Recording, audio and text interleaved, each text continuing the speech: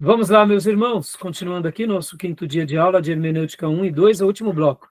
Estamos aqui trabalhando sobre a estrutura da homilética. As nossas aulas estão sendo gravadas. E agora, irmãos, vamos falar sobre um ponto que até fiz questão aqui de pegar esse livro, que é uma coletânea de 3 volumes, volume 1, 2 e 3. Irmãos abençoados pegaram emprestado meu volume 1 e 2 e não me devolveram. E eu não sei onde foi parar. Bom, mas eu recomendo que vocês comprem, inclusive, o volume 3 dessa obra, Spurgeon. Aqui, esse livro é um livro em que é intitulado Lições aos meus alunos. É como Spurgeon estava dando a arte de pregar e teologia pastoral à sua classe de seminário. E no livro 3, ele dedica, pelo menos, deixa eu ver quantos capítulos, 5 capítulos sobre o emprego da ilustração. O emprego da ilustração na pregação. Capítulo 2, histórias e anedotas no púlpito. Capítulo 3, empregos de anedotas e ilustrações. Capítulo 4, onde podemos achar anedotas e ilustrações. Anedotas seriam histórias, né? E 5, a ciência como fonte de ilustração. Em outras palavras, o volume 3, o príncipe dos pregadores dedicou um livro dele exclusivamente à ilustração, para mostrar que a ilustração ela é muito importante. E aqui também o pastor Martin Lloyd-Jones, ele dedica o capítulo 12, ilustrações, eloquências e humor, como também um capítulo sobre a importância das ilustrações. Então, eu estou falando isso para os irmãos para mostrar para vocês que o que a gente vai falar agora é muito, mas muito importante. Lembram que Jesus usava parábolas ou histórias do dia a dia? E muitos milagres de Jesus serviram como o quê? Como parábolas vivas. Parábolas vivas. Eu preguei, certa ocasião, uma mensagem na pandemia, me lembro bem, irmãos, que mensagem foi aquela? Sobre Lázaro, a ressurreição de Lázaro.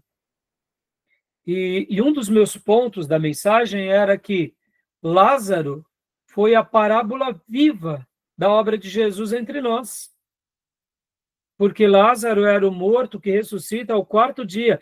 E entre os judeus, olha que interessante, talvez você não saiba disso, mas havia uma tradição entre os judeus que o morto poderia ressuscitar até o 3º dia. Agora fica mais claro, porque João registra o 4º dia, né? Ou seja, era comum na história dos hebreus haver o quê? Uma ressurreição, ou melhor, desculpa, comum não. As ressurreições se tinha como convenção de que até o 3º dia podia acontecer. Passou do 3º dia, não tinha como ninguém ressuscitar. E aí a gente conhece muito bem a história de Lázaro. E pode ver que ele já estava mal cheiroso. E por que Jesus ressuscita ao 4º dia? Para mostrar que ele é o Senhor da história e que não tem coisas que ele não faça e tradições que ele não quebre. Porque mesmo que o homem diga, nem Deus pode, vem o próprio Deus e faz. Exato. Então, o que eu quero dizer com isso que eu acabo de falar? Que Lázaro, e não só Lázaro, mas muitas histórias bíblicas e muitos testemunhos bíblicos servem como parábolas vivas, histórias vivas do poder de Deus, não é assim? Sim. Então, agora a gente vai entrar sobre o assunto das ilustrações. E nós devemos dar, sim, muito espaço para ilustrações nos nossos sermões e também nos nossos estudos. Porque, como eu já mencionei para vocês, a ilustração ela é como se fosse portas e janelas para casa. Ela traz luz para dentro da casa. Nós temos que lembrar que Deus é como se ele fosse o sol de justiça. Mas no momento que não tem porta ou nem tem janela, o sol não entra nessa casa. Mas no momento em que a gente abre as portas e abrimos as janelas, a casa fica toda iluminada quando é dia. Por quê? Porque é iluminado pelo sol que entra pelas portas e janelas. Assim é a ilustração num sermão. A pessoa está ouvindo um texto, está sendo ministrado por argumentos, e de repente a gente joga uma ilustração, aquilo vem sobre eles de uma forma maravilhosa, e aquela lição é acomodada, e a pessoa passa a aprender. Por isso que Jesus usava do artifício das parábolas. Por quê? Porque eram acontecimentos reais e corriqueiros do dia a dia. Então, um dos conselhos que eu dou para vocês é se familiarizarem e aprenderem a extrair exemplos que acontecem com vocês ou na vida do dia a dia, para usarem de ilustração. Por que do dia a dia? Porque são acontecimentos nossos, contemporâneos. Pode ser também ilustração do passado? Pode. Não tem problema. De fatos que aconteceu no passado? Pode. Mas só para vocês terem uma ideia, o pastor Martin Lloyd Jones, ele andava com uma caderneta no bolso. Porque ele sabia que a qualquer momento Deus podia tocar nele com uma ideia, com uma mensagem, com uma iluminação, ou quando não, ele via algo acontecer, como uma criança no parque fazendo algo ao pai, ele já tomava nota. Porque ele falou, que coisa linda essa criança fez. Ele agiu assim, e vai ter tudo a ver com a mensagem que eu vou pregar. Então ele pegava essa história e colocava no seu sermão. Primeira coisa, então, acontecimentos reais do dia a dia, fatos atuais. E uma segunda coisa que eu deixo aqui para vocês como um instrumento de ilustração são a própria Bíblia e a própria história da Bíblia. Ou seja, você está falando sobre um texto, você está explicando sobre uma história e você ilustra com alguns personagens bíblicos ou acontecimentos bíblicos. Perceba, você já está falando da palavra de Deus e agora você vem e usa uma outra pessoa para ilustrar aquilo, um testemunho que aconteceu com alguém na Bíblia, ou seja, você está usando a própria Bíblia e as lições bíblicas como uma ilustração. Eu, particularmente, sou apaixonado por esse segundo tipo, porque o ouvinte também, ele acaba sendo ministrado duas vezes. Só tome cuidado para não se perder muito, né? Tente ser mais objetivo, mas eu acho muito útil isso, tá bom? Você queria dizer alguma coisa, Júnior? Não, segundo os comentaristas, a parábola de Rico e Lázaro não chega a se definir como uma parábola porque tem nome próprio, né? Lázaro. Ah, não, Rico e Lázaro, mas eu estou falando da ressurreição de Lázaro. Ah, tá. Né? A ressurreição ao quarto dia, lembra? Ah, sim, sim. Isso. Né? Passa a ser Marta e Maria, isso. Isso. Ali estava falando. Tá bom, meus irmãos? Então, Júnior, leia para nós aqui, por gentileza, ilustração. Agora a gente vai falar sobre a ilustração, a importância da ilustração numa mensagem. É a iluminação do sermão com alguma ideia histórica de um personagem bíblico ou não, para elucidar o conceito. Pode ser personagens bíblicos ou não. Por exemplo, nesse domingo que eu preguei, estou falando sobre José do Egito e eu usei o apóstolo Pedro. Usei um texto de Pedro, aliás. Toquei em alguns assuntos de Pedro. Então, Pedro acabou sendo ali, para mim, o texto paralelo que fortaleceu a minha mensagem e acabou sendo também uma ilustração, porque eu comparei José com Pedro.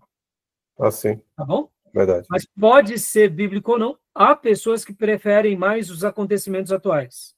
Eu acho muito bons os acontecimentos atuais. Tá bom? Continuando aqui. A ilustração é para o sermão, porque a janela é para a casa. E isso vale para qualquer história, viu, meus irmãos? Sim, claro. Né? Para qualquer ensino, tá? Eu gosto muito de acompanhar os médicos que são nutrólogos. Um dos que eu mais acompanho é o Lai Ribeiro. O Lai Ribeiro, ele usa muita ilustração. Ele está falando e ele vem com analogias.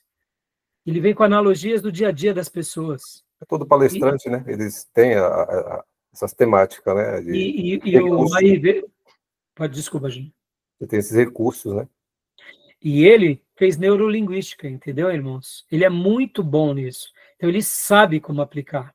Então, por exemplo, ele usa muito essas figuras de linguagem do dia a dia, e ele usa palavras simples, por exemplo, né? Ele fala assim, muitas vezes, para a gente entender. Ele fala, gente, o remédio para o nosso corpo é como se o corpo e a célula do corpo estivesse recebendo um ET, porque remédio não nasce da natureza, na sua grande maioria. Os remédios comprados, né, em indústrias farmacêuticas, eles são produtos químicos elaborados, testados, ou seja, o que ele quer dizer? Ele não está falando que não se deva usar, mas ele fala o seguinte: cuidado com os remédios.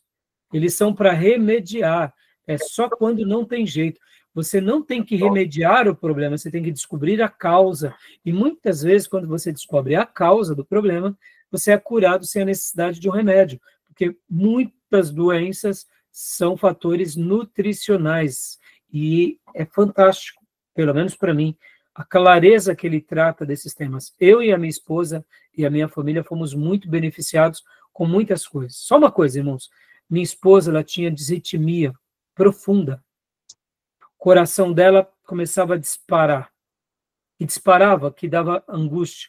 Fizemos tratamento, fomos atrás. Segundo os cardiologistas, ela ia colocar como se fosse um marca-passo, para dar uma disparada.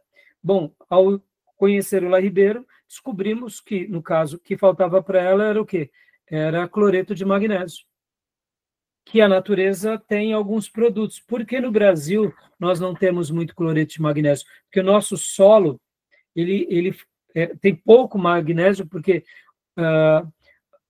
o magnésio dá abundantemente em solo vulcânico. Por exemplo, quem mora na Ásia, quem mora no Havaí, quem mora no Japão, por lá ter muito vulcão, então a água geralmente já vem com magnésio. No Brasil, como nós somos um país tropical e a nossa agricultura ela passa por todo o processo de industrialização, não tem uma quantidade que o nosso corpo retém de cloreto de magnésio. Por isso que uma fruta orgânica, um produto orgânico, ou certos alimentos têm mais magnésio. Nunca aprendemos nada sobre isso na vida. E aí a gente veio aprender com o La Ribeiro e minha esposa começou a tomar o cloreto e melhorou muito. Então ela parou de sofrer da disritmia, tomando cloreto de magnésio. Agora, em castanhas tem cloreto de magnésio, em castanhas oleaginosas, de uma forma geral.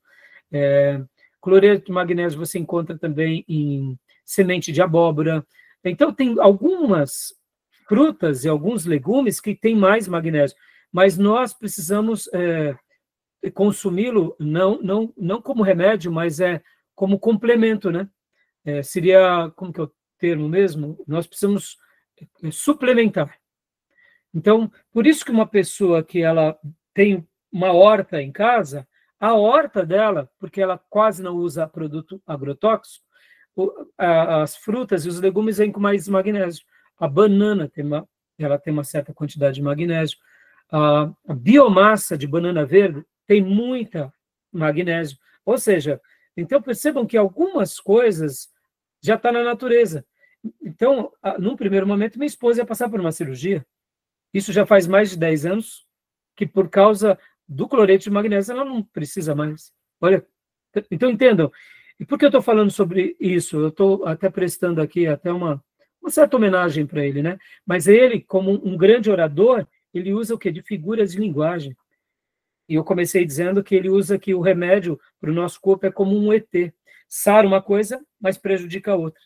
E é verdade. Agora, é claro, irmãos, se o médico nos passa, a gente considera, porque e ele não é contra remédios, mas ele é contra esse uso excessivo. E sejamos honestos, quantos são os parentes nossos que estão sofrendo? Tomando 5 remédios, depois passam a tomar 10 remédios. Pessoas de 50 anos já tomando 5, 10 remédios. Tem alguma coisa errada, né? E a indústria farmacêutica trabalha muito bem com a indústria alimentícia.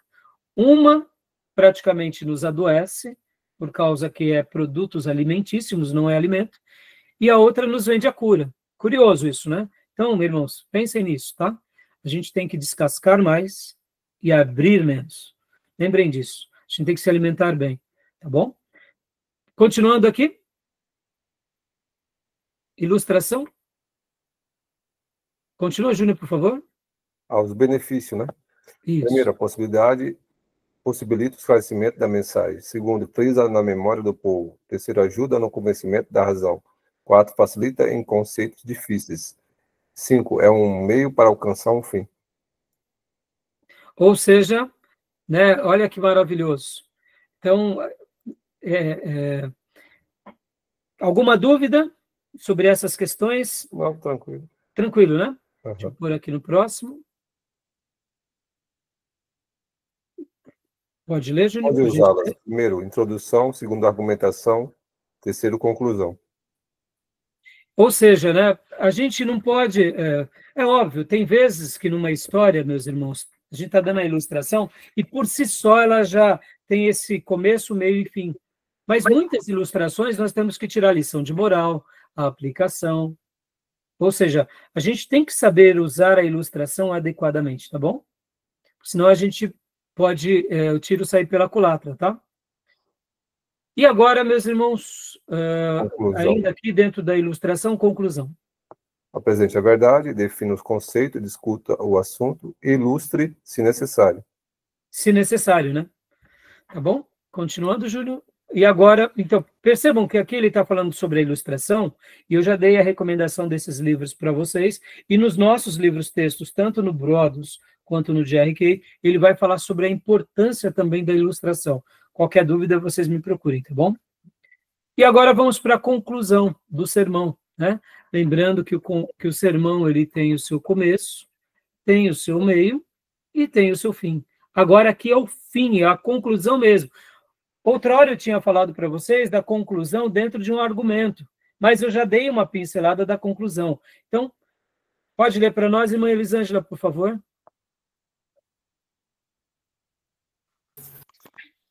Conclusão. É o clímax do sermão. O que foi dito anteriormente se concentra com intensidade nesta hora. Cada pregador vai ter uma habilidade, meus irmãos. E aqui, aprendam ouvindo vários mestres, aprenda lendo os livros textos. Cada pessoa vai ter um jeito, uma forma de concluir. É óbvio, você tem que fechar ali o que você quis falar. E como eu disse para vocês, dentro dessa conclusão, você pode trabalhar com apelo, e eu gosto muito mais do desafio. Eu gosto muito que as pessoas elas tenham essa atitude de virem espontaneamente. Você faz o convite e deixa. Porque, irmãos, as pessoas são inteligentes. E se a gente ficar forçando, eu acredito que não é o melhor caminho. Pastor, mas Deus está me orientando a ser mais contundente. Então, tá bom. Então, siga aquilo que Deus põe no teu coração. E aqui, meus irmãos, lembrem disso. Eu sou um pastor e sou um professor de teologia.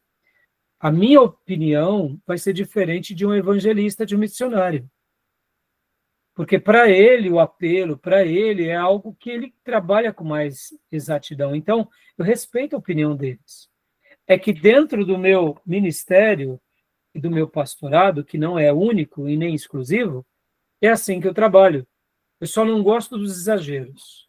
Só não gosto dos dramas. Só não gosto da apelação ou do emocionalismo ou do constrangimento, tá bom? Tudo bem? Então, essa é a hora que você cria o clímax, que você pontua ali, que você... Por isso que eu gosto da palavra desafio. Eu gosto de fazer a pessoa pensar. Alguns vão regar essa conclusão com oração, com orações diretas, orações indiretas, orações participativas, fazendo as pessoas orarem. Como você vai fazer? Aí você vai descobrir o seu melhor caminho, tá bom? Os nossos livros e vários pastores vão dar várias conduções, e aí os irmãos vão descobrir o que é melhor, tá bom? Continua para nós, irmã Elisângela, por favor. Conclusão. Tem a finalidade de levar o sermão a um fim adequado. Joia. Conclusão ainda? Continua? Conclusão. Propósito. Afirmar, ressaltar, estabelecer o que foi dito.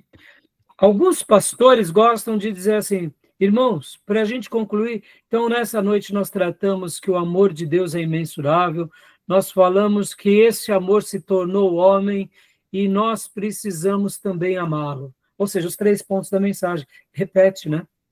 Percebam que cada pessoa vai ter o seu método, tá bom? Continua lendo para nós, irmã, porque aqui a gente viu que nós temos um propósito de afirmar, ressaltar e estabelecer.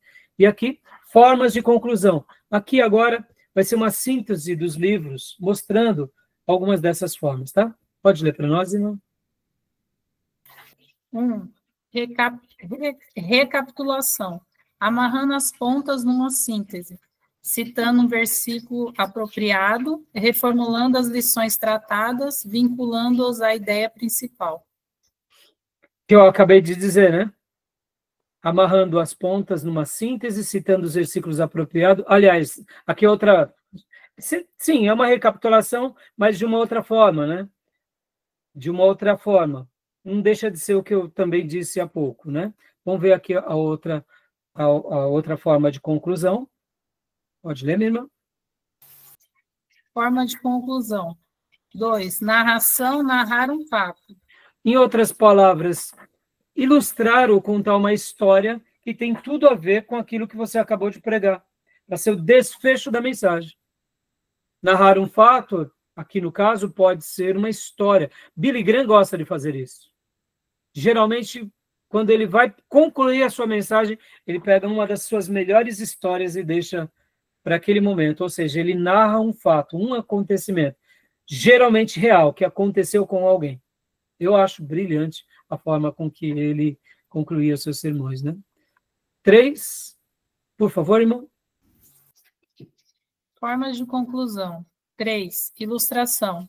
Alegoria, poema, trecho de um hino. Ou, quem sabe, cantar um hino. Poema, irmãos, olha que coisa linda. Eu me lembro que nesses 30 anos que eu prego, 2 vezes apenas eu terminei com poema. 2 vezes apenas. E, na realidade, como eu não sou poeta, eu escrevi um texto e falei que era um poema. Passei para um amigo meu, que é um poeta, e ele falou, não, você escreveu um conto. Aí eu falei, então é um conto, é isso mesmo? Se eu não me engano, é um conto. Então, a classificação não era nem poema, era um conto. Foi, se não me falha a memória, Travesseiro de Pedra, uma série de mensagens que eu peguei há muito tempo atrás sobre Jacó. Olha o título, Travesseiro de Pedra. Lá quando Jacó deitou a cabeça sobre a pedra, lá em Betel. E um último que eu preguei, se não me falha a memória, foi sobre... Fiz também um poema, que é um conto, naquela série de mensagens... eu vou lembrar já. Alguma coisa da Penha. Agora deu um branco, hein? É as horas, irmãos, é as horas. Né? Mas você vê, agora tem pessoas que citam o hino, né? Eu acho lindo isso, citar o hino. Citar o hino nas faldas das penhas. Se não me falha a memória, eu acabo essa série de mensagens. Essa tem no Spotify, e eu acho que eu pus, sim, dentro das mensagens, eu pus, como se diz, eu tenho lá, entre a mensagem nas faldas da penha, nas faldas das penhas, eu ponho um conto lá, que é só a participação, eu faço uma síntese da história de Davi e de Saul, e faço esse conto. Você vê, em 30 anos nasceu 2, irmãos. Por quê? Porque eu não sou poeta, entendeu? Então, mas quem sabe o irmão é poeta, a irmã é poetisa, ou se não gosta de hino, só acabar com trechos de hino, ou cantando hino, entendeu, irmãos? Pode ser uma alegoria. Isso é muito legal, né? Tá vendo? Criatividade. Percebam, irmãos, tudo isso aqui vai dando para nós, assim, uma ideia muito boa de tudo aquilo que a gente pode fazer na mensagem, né? Tantas coisas, não? Então, continuando aqui, para a gente estar concluindo. 4, minha irmã. 4. Aplicação. Se referindo diretamente às pessoas. Joia. Se referindo diretamente às pessoas. Indo num ponto mais objetivo, né? 5. Oração. Conclamar o povo a orar. Conclamar o povo a orar. Aqui, meus irmãos, eu achei a minha... Está dentro do... Se você procurar... Eu vou até compartilhar depois no nosso WhatsApp. Está assim, nas faldas das penhas, Jogo da Velha, conto. 1 Samuel 24, 2, 21. Eu vou compartilhar para vocês depois, para vocês apreciarem esse conto. modéstia à parte, foi muito, muito, muito bom. Eu estou compartilhando no grupo de WhatsApp, tá bom? Vocês podem ver pelo Spotify, tá bom?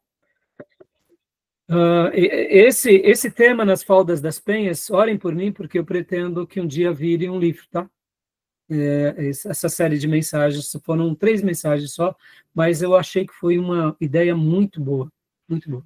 Então, aqui, conclusão como oração, né? Conclamar o povo a orar. É maravilhoso isso. Algo tão simples, né? Mas maravilhoso. 6. 6. Demonstração. Pondo em prática as verdades. Né? Chamando as pessoas a agirem, né? É onde eu disse há pouco do desafio. E aqui, meus irmãos, por último, então, sobre a conclusão, tranquilo? Alguma dúvida, alguma pergunta? Não? E lembrando que eu gosto muito que chame conclusão de desafio. Tá bom, meus irmãos? Ok. Esqueçam disso não, hein? Porque até a maneira que a gente conclui como desafio é diferente.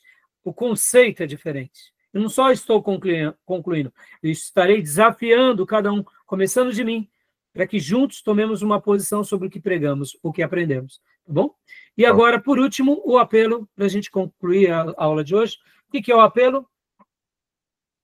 Pode ler para nós, por gentileza? Apelo é um convite à ação. Nenhum problema fazer as pessoas a darem um passo de fé. Né? O apelo continua sendo, ler para nós, irmão? É uma leitura inversa. Aonde o povo responde agora ao pregador, né? Então, existem várias formas de apelo. Pode ler para nós, irmão? Por favor. 1. Levantar a mão. 2. Ficar de pé. 3. Vir à frente. 4. Ajoelhar-se. 5. Agitar algum objeto. Lenço. 6. Fique em espírito. Introspecção. Aqui ele está dando apenas assim algumas ideias. Aqui deixa eu dizer uma coisa, viu, meus irmãos? Pastor, na Bíblia tinha apelo? O que vocês acham? Sim ou não? Nas Escrituras tem apelo? Tem. Quando Tem. Moisés fala por vir, não sei o quê. Exato. Quando Jesus, por exemplo, chama a mulher, a pessoa que tem a mão mirrada, a senhora que era encurvada. Vinde a mim, todos estão cansados. Vinde a mim, é um apelo. Nas Escrituras há apelação? Aí é outra questão. Apelação não. Jovem rico, me siga. Apelo. Então, o apelo, tome cuidado. A gente tem que perguntar o seguinte: nas pregações bíblicas tinha apelo? Sim. Mas eram todas elas que tinham? Não. Tinham pregações que eram mensagens de Deus ao povo para o povo se posicionar. A resposta do povo era o posicionamento. Agora, por que os nossos apelos se tornam apelativos? É outra questão. E aí que a gente tem que melhorar, a gente tem que limpar as coisas, estão entendendo? Então a gente tem que buscar um equilíbrio entre uma coisa ou outra. O próprio Martin Lloyd Jones, ele vai falar: eu não sou contra as pessoas fazerem apelo, sou contra as pessoas colocarem tudo como apelo. Se a pessoa não vir à frente, não levantar a mão, isso significa que não se converteu? Não necessariamente, meus irmãos. Eu conheci muitas pessoas que se converteram sem levantar a mão, sem ir na frente. Porque aquela mensagem que eu vi no domingo, a pessoa começou a despertar. Eu lembro que eu levei, certa ocasião, lá para o CPP, um culto da Comunidade da Graça, um amigo lá do pregão. O nome dele era Ricardo, o apelido dele era Sapatão.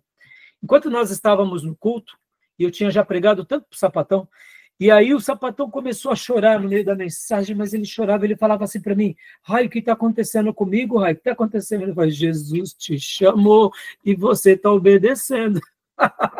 E eu dava risada e abraçava ele. Ai, o que está acontecendo comigo? O Senhor está te visitando. Irmãos, durante esse processo dele, não teve nenhum apelo, não teve nada. Só foi o culto acontecendo. E Deus quebrando ele. E ele dizia para mim: Ai, o que está acontecendo, Ai? E eu dizia: Jesus está te visitando, só se renda a ele. E ele chorava mais ainda. E ele chorava. Passou daquele dia, logo depois que ele saiu dali, ele foi para uma igreja, lá ele se firmou nessa igreja e depois dessa igreja se tornou um obreiro. E percebam, irmão, eu só fiz o trabalho de levá-lo a Cristo, né? Ganhei uma alma de uma forma indireta. Preparei o terreno e aquela igreja, naquele dia, Deus usou aqueles pregadores, aquelas músicas, aquelas orações, e eu só fiquei dando todo o apoio ao trabalhar de Deus. Está entendendo?